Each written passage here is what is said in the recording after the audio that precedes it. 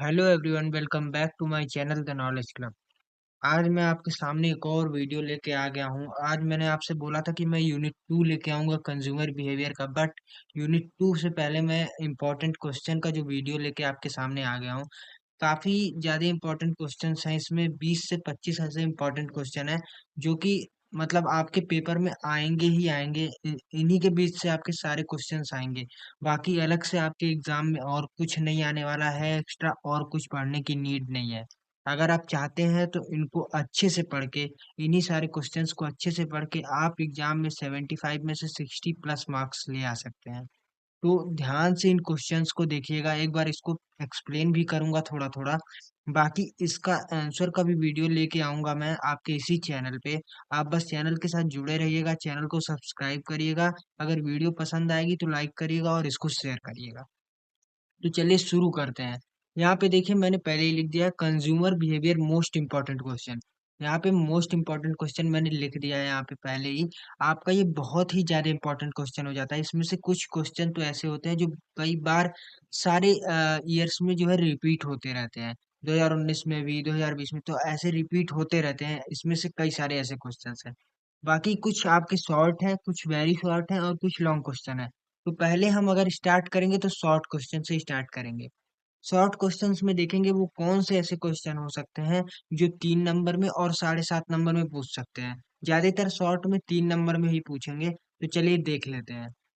इसमें पहला क्वेश्चन आपका जो हो जाता है, देखिए, ये आपका मोस्ट इम्पोर्टेंट क्वेश्चन है। ये आपका 3 नंबर, 7.5 नंबर, 15 नंबर किसी में भी पूछ सकता है। अगर 15 में पूछेगा तो थोड़ा सा बड़ा पूछेगा, थोड़ा सा और घुमा फिरा के पूछेगा। 7.5 में पूछेगा तो हल्का सा बड़ा, और अगर 3 में पूछेगा तो बिल्कुल इस तरीके से पूछेगा कि कंज्यूमर बिहेवियर का मतलब क्या होता है, कंज्यूमर बिहेवियर से आप क्या समझते हैं, व्हाट इज कंज्यूमर बिहेवियर। तो मैंने पहले ही आपको, जब कल पहली यूनिट डाली तो उसमें सबसे पहले एक्सप्लेन किया था कंज्यूमर बिहेवियर। देखिए, कंज्यूमर बिहेवियर अगर आप 1-2 बार पढ़ेंगे तो आपको याद हो जाएगा। इसमें आप सिंपल डेफिनेशन लिख सकते हैं। Consumer behaviour is the study of individual, group और organisation and the process they use to select, secure and dispose of product, service or experience of idea to satisfy the need and impact that these process have to all consumer and society। देखिए, consumer behaviour क्या होता है। Consumer behaviour हमें study करवाती है किस चीज के बारे में। अगर कोई इंडिविजुअल है, या फिर कोई ग्रुप है, या फिर कोई बड़ी ऑर्गेनाइजेशन है, तो हमें स्टडी करवाती है कि हमारी नीड और हमारी वांट क्या है, और हमारा प्रोडक्ट को लेके हमारा बिहेवियर कैसा है। तो कंज्यूमर बिहेवियर हमें इस चीज का स्टडी करवाता है।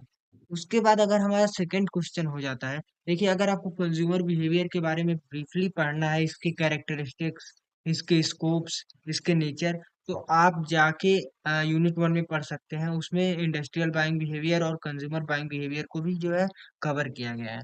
और कंज्यूमर बाइंग बिहेवियर का जो है एक अलग से भी वीडियो बना के आपके चैनल पे डाला गया है। उसके बाद सेकंड क्वेश्चन है, what is decision making in consumer behaviour. Consumer behaviour में डिसीजन मेकिंग क्या होता है। देखिए, आप, ये एक ऐसा सब्जेक्ट है जिसको आप खुद भी रिलेट कर सकते हैं। कंज्यूमर कौन होता है, आप भी कंज्यूमर हो सकते हैं, मैं भी कंज्यूमर हो सकता हूँ। कंज्यूमर वो होता है जो गुड्स को कंज्यूम करता है, जो कि जैसे मान लीजिए कोई भी गुड्स है उसको कंज्यूम करता है, वही होता है कंज्यूमर। अब एक कंज्यूमर का बिहेवियर क्या हो सकता है जब वो डिसीजन लेता है किसी भी प्रोडक्ट को खरीदने से पहले। तो सबसे पहले तो देखिए, इसमें आपको वही लिख देना है जो मैंने अरे उसमें बताया, कंज्यूमर बाइंग बिहेवियर में। बिल्कुल सेम टू सेम आपको 5 स्टेप इसमें लिख देने हैं। Need identification and recognization. उसके बाद हो जाता है आपका सेकंड, इसमें हो जाता था इंफॉर्मेशन सर्च, आप उस चीज के बारे में इंफॉर्मेशन निकालते हैं। उसके बाद इवेलुएट अल्टरनेटिव, अल्टरनेटिव को इवेलुएट करते हैं। फिर परचेज डिसीजन, आप परचेज का डिसीजन बनाते हैं। और लास्ट जो हो जाता है post post purchase evaluation. Purchase करने के बाद हम उसका फीडबैक निकालते हैं, पॉजिटिव था, कैसा था हमारे लिए ये प्रोडक्ट, अच्छा था तो हम फिर से मूव करके उसी को खरीदना चाहते हैं, मर्जी है। और अगर नहीं अच्छा था तो हम दूसरा प्रोडक्ट खरीदते हैं। उसके बाद इसमें फोर्थ आपका क्वेश्चन हो जाता है, what right scope characteristic and nature of consumer behaviour. देखिए, ऐसे क्वेश्चन जो होते हैं, ये आपका हाईलाइट कर देता हूँ मैं, ये जो क्वेश्चन है, ये मान के चलिए, ये जो क्वेश्चन है ये 7.5 नंबर में आपका पूछा जाता है हर बार। लगभग लगभग ये 7.5 नंबर में आपका पूछा जाता है। एक minute. Right scope, characteristic and nature of consumer behaviour लिख। देखिए, अगर आपसे 3 में पूछा जाएगा तो पूछ देगा what is scope of consumer behaviour, या what is scope of what is characteristic of consumer behaviour. लेकिन 7.5 नंबर में अगर पूछेगा तो ये तीनों पूछ सकता है, या ये दोनों दो चीज पूछ सकता है। तो आपको पता ही है, अगर आप नेचर लिखते हैं तो नेचर में आप यही लिख सकते हैं, systematic process, influence by various factor, information search, brand loyalty, ये सब आप लिख सकते हैं। अगर आप वहीं स्कोप लिखते हैं तो यूनिट 1 में ये सारी चीजें कवर है। स्कोप लिखते हैं तो demand forecasting, marketing management, select target market, उसके बाद प्राइस फिक्स स्ट्रेटेजी, ये सब आप स्कोप में लिख सकते हैं। वहीं आप अगर क्या कहते हैं, कैरेक्टरिस्टिक्स अगर इसके लिखते हैं तो personal and psychological factor, need and want, decision making process, ये सारे जो है काफी सारे इसमें हो जाते हैं। उसके बाद आपका फिफ्थ क्वेश्चन हो जाता है, what do you understand by consumer buying behaviour. Consumer buying behaviour and industrial buying behaviour से आप क्या समझते हैं। देखिए, अभी तक यहाँ पे जितने भी क्वेश्चन कराए गए हैं आपको, इस जितने भी क्वेश्चन अभी तक मैंने बताया, ये सारे क्वेश्चन जो है यूनिट 1 में कवर है। अगर आप यूनिट 1 देख लेते हैं तो आपका जो सेक्शन ए होता है, जो 3 नंबर का, और कुछ 7.5 नंबर के क्वेश्चन जो है क्लियर हो जाएंगे। अब देखिए, इसमें कंज्यूमर बाइंग बिहेवियर भी आपका वही होता है, जैसे मैंने 5 स्टेप बताए, नीड रिकॉग्नाइजेशन, उसके बाद क्या कहते हैं, इंफॉर्मेशन सर्च, फिर अल्टरनेटिव, फिर परचेज डिसीजन, ये सारे स्टेप्स इसमें आ जाते हैं। और इंडस्ट्रियल बाइंग बिहेवियर में थोड़ा सा लंबा होता है इसका स्टेप, आप जाके वहां से यूनिट 1 से जो है देख लीजिएगा। उसके बाद आपका सिक्स्थ क्वेश्चन हो जाता है, what is consumer involvement. Consumer involvement क्या होता है। देखिए, कंज्यूमर हर एक स्टेप में इन्वॉल्व होता है, जब से वो प्रोडक्ट के बारे में सोच लेता है, और जब तक वो प्रोडक्ट को खरीद लेता है, खरीदता है, या फिर उसको यूज करता है, कंज्यूम करता है, तब तक वो उसके हर एक स्टेप में कंज्यूमर इन्वॉल्व होता है। इसका सीधा मतलब यही होगा। उसके बाद आपका हो गया, what is consumer satisfaction. Consumer का सेटिस्फेक्शन क्या होगा। आपको यहाँ पे इसके मतलब से ही, नाम से ही पता चला, कंज्यूमर सेटिस्फेक्शन मतलब एक कंज्यूमर जब भी कोई प्रोडक्ट खरीदता है और उसको कंज्यूम करता है, अगर उसको वो प्रोडक्ट उसके नीड और वांट से मैच करता है तो उसको सेटिस्फेक्शन मिलता है। यही बोलते हैं कंज्यूमर सेटिस्फेक्शन। उसके बाद टाइप्स ऑफ कंज्यूमर बिहेवियर, कई तरीके के टाइप्स ऑफ कंज्यूमर बिहेवियर होते हैं, इसको आप ब्रीफली में देख लीजिएगा। उसके बाद process of decision making. Decision making process, देखिए आपसे क्वेश्चन वही पूछेगा, बस घुमा के पूछेगा। चाहे वो कंज्यूमर बाइंग बिहेवियर हुआ, चाहे वो क्या डिसीजन मेकिंग प्रोसेस हुआ, चाहे प्रोसेस ऑफ डिसीजन मेकिंग हुआ, ये सारी चीजें आपसे घुमा फिरा। वही नीड रिकॉग्नाइजेशन, ये क्वेश्चन आपसे मैं कह रहा हूँ मोस्ट इंपॉर्टेंट है, कंज्यूमर बाइंग बिहेवियर वाला, जो आपको 5 स्टेप बताया। 100% यहाँ पे मैं लिख देता हूँ, ये क्वेश्चन आएगा ही आएगा। देखिए, कंज्यूमर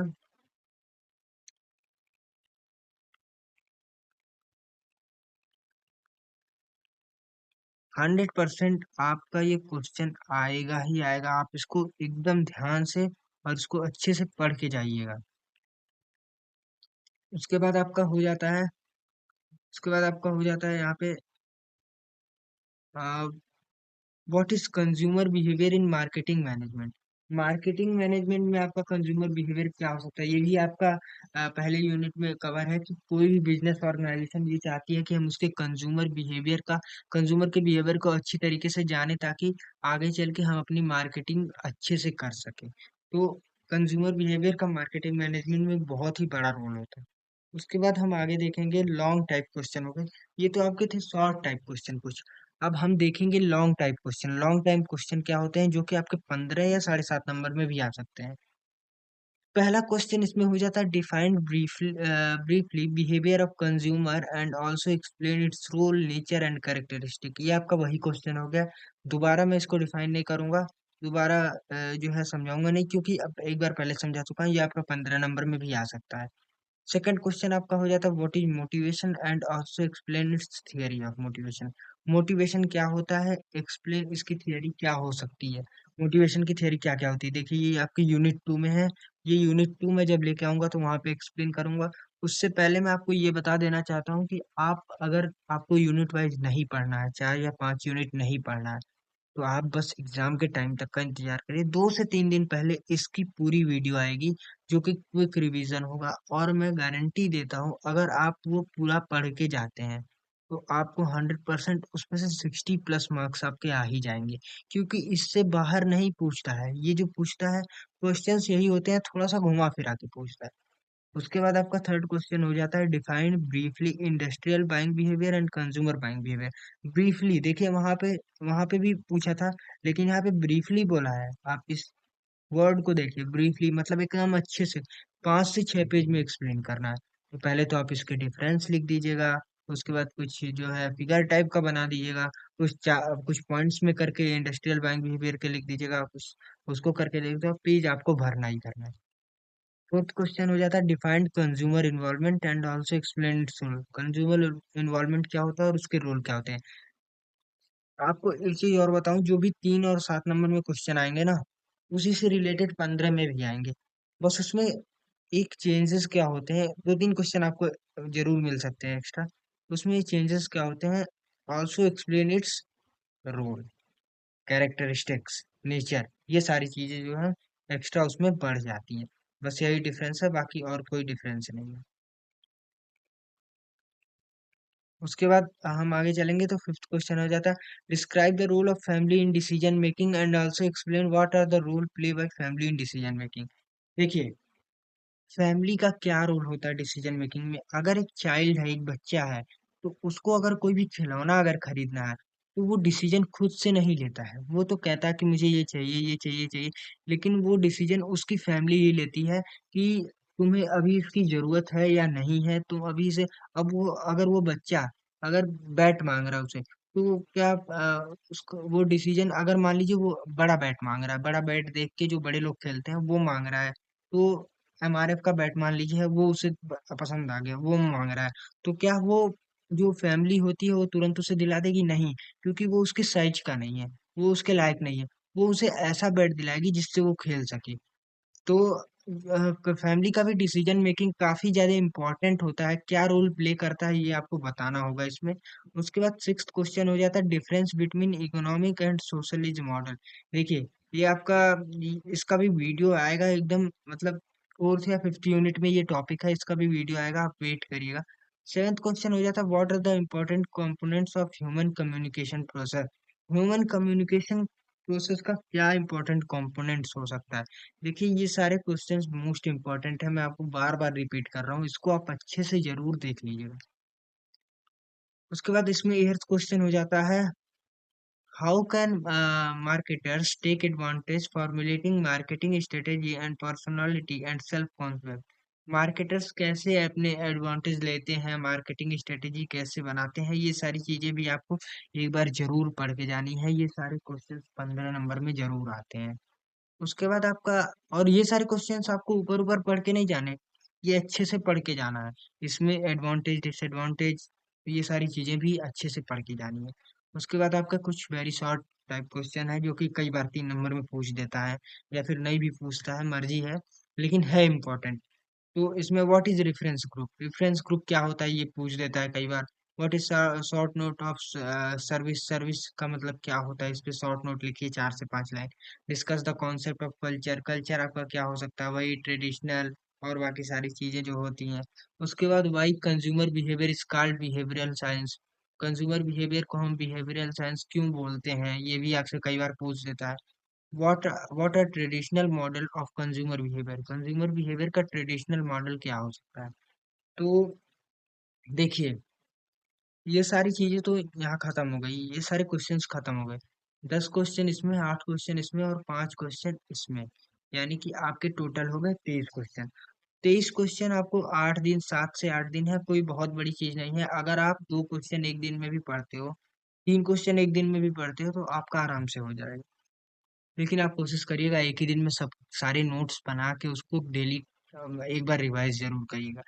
अब मैं बता देता हूँ कि आपको कंज्यूमर बिहेवियर में कॉपी कैसे भरनी है। अब जैसे आपका आ गया कि कंज्यूमर बिहेवियर क्या होता है, चलो इसका डेफिनेशन लिख दिया। लेकिन अब पूछ रहा है रोल क्या होता है, नेचर और कैरेक्टरिस्टिक्स क्या होता है, तो आप उसको फिगर बनाइए। इससे क्या होगा, आपका पेज कवर होगा। और पेज आप कोशिश किया करिए कि 32 पेज में से आप 27-28 पेज कम से कम लिख के आया करिए, क्योंकि एग्जामिनर्स के पास इतना टाइम नहीं होता कि वो आपका एकदम बैठ के देखें। और अगर आप 12, 13, 14 पेज लिख के आएंगे तब तो उनको वैसे भी पता चल जाएगा कि ये कुछ पढ़ता नहीं है, इसे कुछ आता नहीं है। कुछ नंबर दे के और थोड़ा बहुत जो उनके नजर में आएगा उसको चेक करके वो नंबर दे देंगे आप। लेकिन अगर आप 27-28 पेज लिख के आइए और इतनी सारी कॉपी रहेंगी, तो ये नहीं उनके लिए पॉसिबल नहीं है कि वो सारे पेज जो है चेक कर पाएंगे। अब पेज आपको कैसे भरना है, देखिए। पहले जो शुरू के 5 क्वेश्चन होते हैं उनको आप 3 से 4 पेज में भर दीजिए। ठीक है, डिवाइड कर लीजिए, 3 पेज में भर दीजिए, मान लीजिए 5 क्वेश्चंस को। उसके बाद आपके पास बचते हैं, अगर मान लीजिए आपको 28 पेज लेंगे, उसके बाद आपको आपके पास बचते हैं 25 पेज। ठीक है, फिर आप लॉन्ग क्वेश्चंस को करिए। लॉन्ग क्वेश्चंस को अगर 3 क्वेश्चन करते हैं, कम से कम 6 पेज में करिए। 18 और 3 21 पेज हो जाएंगे। और उसके बाद कितने बचेंगे, आपके पास 7 पेज बचेंगे। 7 पेज में आप 7.5 नंबर के 2 क्वेश्चन कर सकते हैं। आपके पास 7 पेज बचेंगे, 3.5 या 4-4 पेज में भी कर सकते हैं। और अगर चाहें तो आप लॉन्ग क्वेश्चन को 5-5 पेज में भी कर सकते हैं। उन दोनों को 4-4 पेज में कर सकते हैं, 18 हो गए। और इनको आप 3 में कर सकते हैं, तो मतलब 5-5 15, और यानी कि आपका हो जाता है टोटल 26-27 पेज तो आपका हो ही जाता है। तो ये काफी इंपॉर्टेंट है पेज भरना यूनिवर्सिटी के एग्जाम में, मैं आपको पहले ही बता रहा हूँ। और ये खुद का एक्सपीरियंस है। तो मैं आपको पहले भी बता रहा हूँ कि अगर आप पेज भरेंगे तो आपको अच्छा खासा नंबर मिलेगा। बाकी ये वीडियो यहीं खत्म होती है। आपको अगर वीडियो पसंद आया हो तो जरूर एक बार लाइक करिएगा। हमारे चैनल को सब्सक्राइब करना मत भूलिएगा, क्योंकि हम आपके लिए ऐसी बहुत सारी वीडियोस अभी लेके आएंगे एग्जाम तक।